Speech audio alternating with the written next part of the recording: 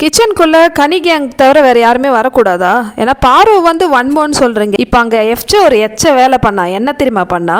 சாப்பிட்டுட்டு இருந்த சாப்பாடு எடுத்துன்னு போயிட்டு குப்பையில் போட்டான். என்ன ரீசன் பார்த்தீங்கன்னா, பாரு வந்து ஒரு குழம்பு இருந்ததா, அந்த குழம்பு வந்து எல்லாருக்குமே வந்து டிவைட் பண்ணாமல் சிங்கில் கொண்டு போய் வச்சுட்டாங்களாம். அந்த குழம்போட குவான்டிட்டி காமிக்கிற மக்களே இவ்வளோ தான் இருந்தது. இதை வந்து 10 பேருக்கு வந்து பரிமாறணுமா. ஆக்சுவலி பாரு வந்து இந்த வாரம் கிச்சன் டீமில் கிடையாது. ஸோ இந்த பஞ்சாயத்து நேற்றே எபிசோடில் போயிடுச்சு. ஸோ சபரி வந்து டீம் சேஞ்ச் பண்ணிகிட்டே இருப்பாங்க இல்லையா. ஸோ பாரு சொல்கிறாங்க, எனக்கு வந்து கிச்சன் டீமில் வந்து வரத்துக்கு இன்ட்ரெஸ்ட் இருக்குது, எனக்கு குக்கிங் தெரியாது, இருந்தாலும் கட்டிங் நான் ஹெல்ப் பண்ணுறேன். இன்னையிலேருந்து பாரு கட்டிங் டீமில் இருக்காங்க. ஸோ மார்னிங் வந்து எல்லாருக்குமே வந்து டிவைட் பண்ணி ஃப்ரூட்ஸ்லாம் கட் பண்ணி கொடுக்குறாங்க. ஸோ எல்லாருக்குமே பிடிச்சிருந்தது. பரவாயில்லையே, பாரு வந்து நல்ல ஐடியாஸ் யூஸ் பண்ணுறாங்க. ஏன்னா வந்து ஃப்ரூட்ஸ் அங்கே எப்போவுமே வந்து கிடைக்காது, சீக்கிரமாக காலி ஆயிரும். ஸோ பாரு என்ன பண்ணுறாங்கன்னா, காலையிலே வந்து நம்ம எல்லாருக்குமே வந்து டிவைட் பண்ணி கொடுத்துடலான்னு சொல்லிட்டு கட் பண்ணி கொடுக்குறாங்க.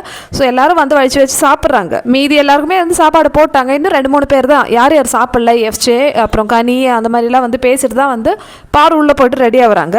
ஸோ கொஞ்சமாக யாரோ குழம்பு வந்து பவுலில் வச்சுருக்காங்க. சரி, அது வேஸ்ட்டாக தானே இருக்குதுன்னு சொல்லிட்டு அவங்க என்ன பண்ணுறாங்க, சிங்க் பக்கத்தில் கொண்டு வைக்கிறாங்க.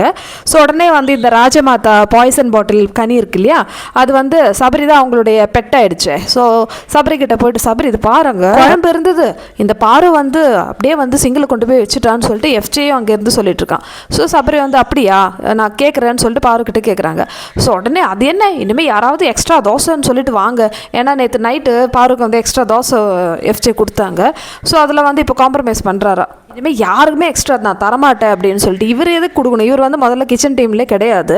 ஸோ கோவத்தில் இவர் என்ன பண்ணுறாருன்னா, இனிமேல் யாருக்குமே கிடையாதுன்னு சொல்லிட்டு எஃப்ஜே சாப்பிட்டுட்டு இருந்த தட்டை அப்படியே எடுத்துன்னு போயிட்டு கோவத்தில் என்ன பண்ணுறதுன்னு தெரியாமல் அப்படியே அந்த டஸ்ட்பினில் கொட்டிட்டாங்க. டேய் நீ என்னடா பண்ணுற, ஒரு சொட்டு குழம்புக்கு தானடா நீ பிரச்சனை பண்ணிட்டு இருந்த, இப்போ நீ என்ன பண்ணுற அப்படின்னு தோணுச்சு எனக்கு இது பார்க்கும்போது. அதுக்கப்புறமேட்டு கத்துறான், இங்கே கொஞ்சோடு சாப்பாடுக்கே வந்து எவ்வளோ கஷ்டப்படுறோம், மற்றவங்களுக்கு அட்வைஸ் பண்ணுற அந்த அளவுக்கு அறிவு இருக்கிற எஃப்ஜே ஏன் வந்து நீங்கள் சாப்பிட்டுட்டு இருக்கிற சாப்பாடு எடுத்துன்னு போய் கொட்டினீங்க, அப்போ அந்த சாப்பாடு மற்றவங்க சாப்பிடுவாங்க இல்லையா, உங்களுக்கு வேணான்னா.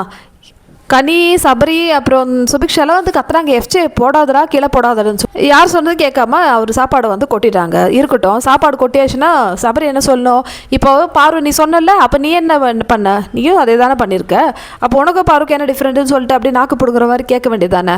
அப்படியே வந்து எஃப்ஜேக்கு வந்து சிங்சா அடிச்சுட்டு ஏன்டா இப்படி பண்ணுற அப்படின்னு சொல்லிட்டு கனியில் வந்து அப்படியே செல்லமாக சொல்கிறாங்க. பாரு எக்ஸ்ப்ளனேஷன் கொடுத்தாலும் வந்து யாருக்குமே வந்து டைஜஸ்டே ஆகலை. ஏன்னா அது எப்படி நீ கொட்டலாம், ஒரு சொட்டாக இருந்தாலும் 10 பேருக்கு நாங்கள் கொடுப்போம். பாவீங்களா, உங்களோட நியாயம் வந்து எப்படி இருக்குன்னு எனக்கு புரியல.